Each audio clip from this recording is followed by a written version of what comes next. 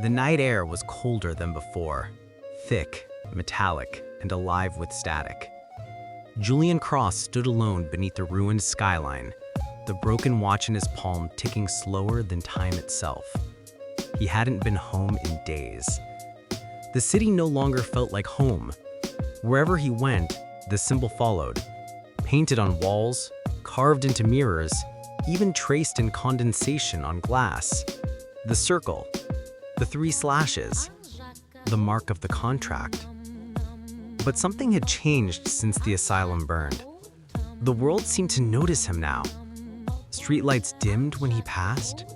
People turned away without realizing why. Dogs barked at his reflection, but not at him. It was as though reality itself was beginning to reject his existence. He tried to destroy the codex once, burned it, shredded it, drowned it in gasoline. But each morning it reappeared, open to the same page, the same line written in red ink. One remains.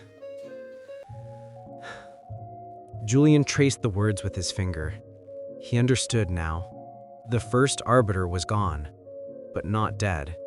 The balance had shifted, and the contract, centuries old, bound by blood and oath, needed a successor. He realized then what the phrase truly meant. Only one of them could remain, either him or the Arbiter. The visions began again that night.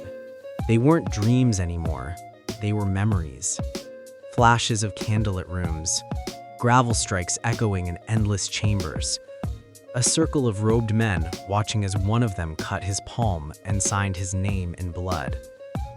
He saw generations of his ancestors standing before the same altar, repeating the same ritual, each believing they could cheat the contract, each becoming part of it instead. Julian had inherited not just their curse, but their failure. Now it was his turn to decide how the story would end. The trail led him to the city's oldest building, the Courthouse of St. Farron, closed to the public decades ago after a fire destroyed its archives.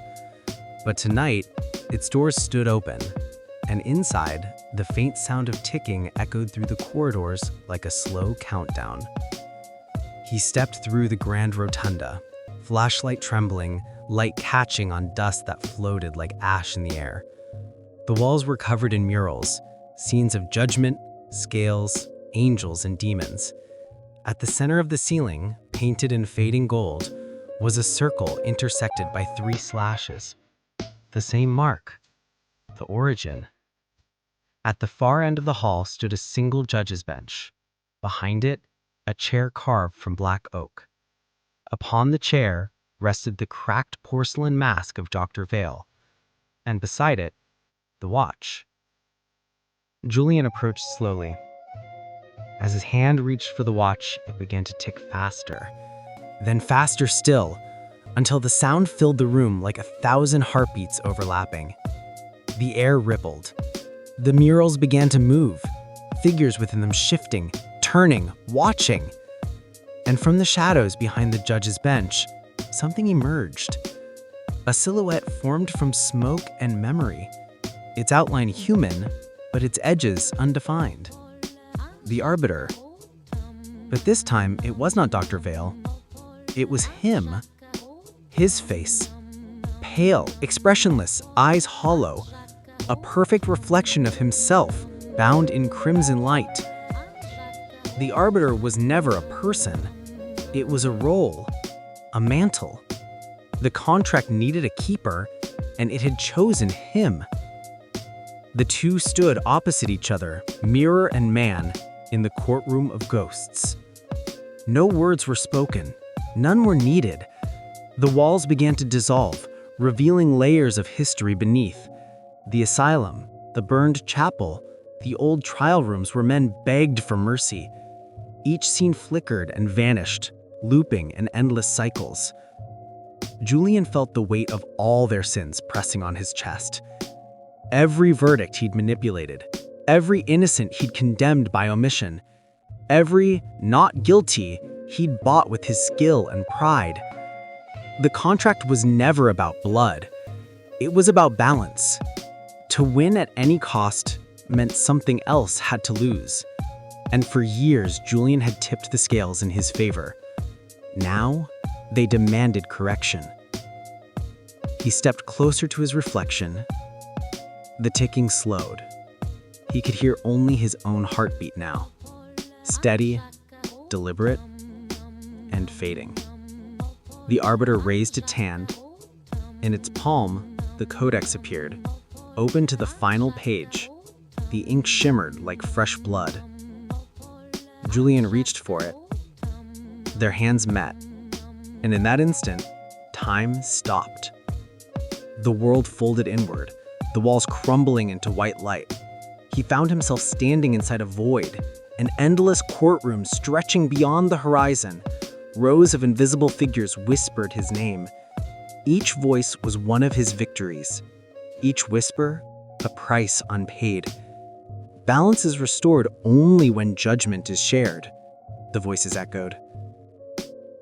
Julian understood. There was only one way to end it. He opened the codex and wrote a final entry in his own hand. The debt ends here.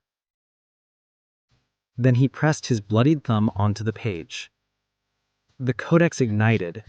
The flames spread through the void, consuming every echo, every shadow, every soul bound by the contract. The Arbiter screamed, a sound that wasn't sound, but the tearing of reality itself. Julian's body began to dissolve into light, his reflection burning away. As he faded, he felt peace for the first time in years. When morning came, the courthouse was gone. Only ashes remained. The codex was found weeks later buried in the rubble, a single line written in black ink where the red once was. The balance is closed. The case files of Julian Cross vanished from every record. His name was erased from plaques, awards, and legal archives. It was as though he had never existed.